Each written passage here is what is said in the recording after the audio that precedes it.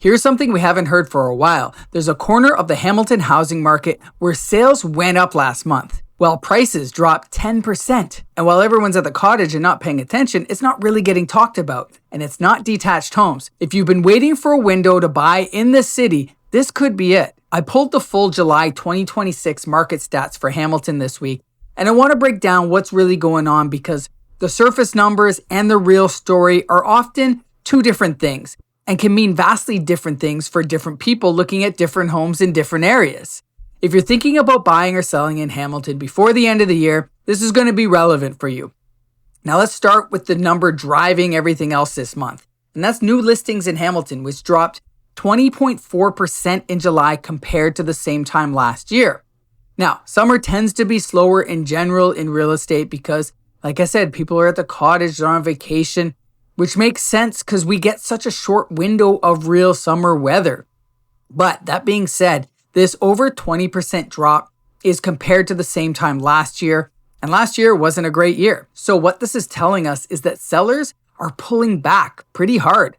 Normally, when listings dry up that fast, it tightens up the market and gives sellers leverage. But that's not really happening now, and here's why.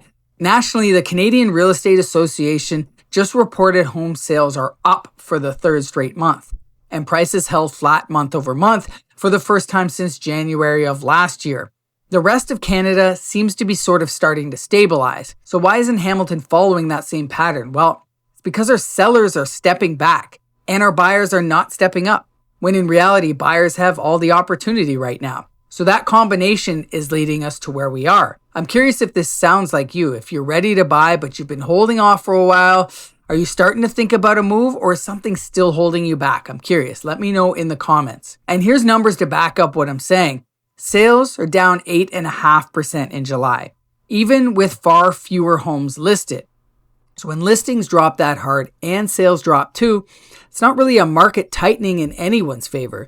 That's a market where demand still hasn't really shown up in the way that we might have expected. But again, buyers, this is a good chance for you. If you are thinking about selling before the end of the year, this next number will affect you. Median prices in Hamilton came in at about $660,000, down 4.5% from the same time last year. And homes are sitting on average 41 days, which is up 8%. So again, as always, if your home isn't priced to where the market actually sits right now, and not where it's at 2 years ago, or even 2 months ago for that matter, you're not getting offers, period. Now, if you are buying, here's where it can get interesting. And if you're doing both, we'll talk about that in a second as well. Detached home sales were down 14.3% in July, and those homes are sitting on average 37 days. Again, this is the average. If you do have a move-in ready, priced correctly home in a good area, you'll sell relatively quickly. But in general, sellers of single-family homes who actually want to sell their home are going to be more willing to negotiate than they were previously. If you are house hunting, this is useful info.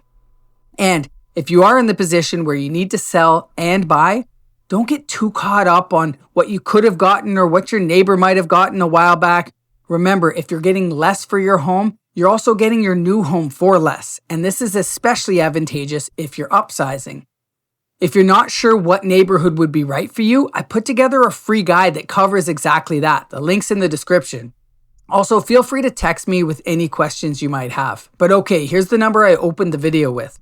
And that's townhomes and condo sales, which are actually up 5.7% in July, which has not been the trend lately if you've been paying attention.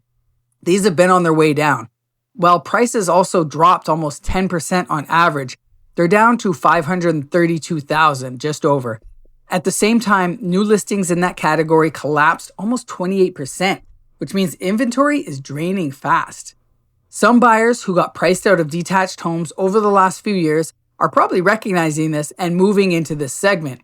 And sellers are, I'm sure, begrudgingly accepting less than they probably thought they would have just to get the deal closed.